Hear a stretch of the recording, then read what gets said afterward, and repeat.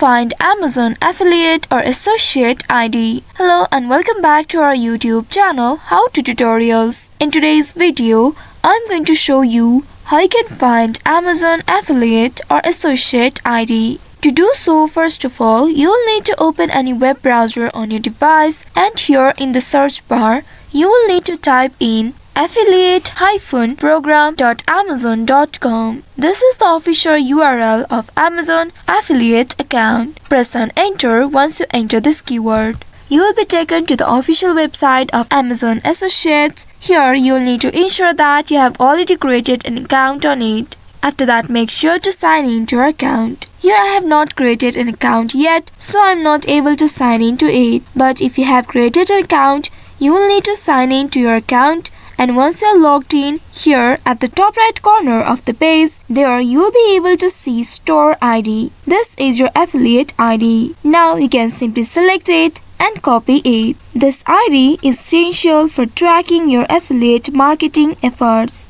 So this is how you can find Amazon affiliate or associate ID. I hope this tutorial was helpful. If yes, don't forget to like, share and subscribe to our channel. Also hit that bell icon to never miss any updates from us. Thank you for watching.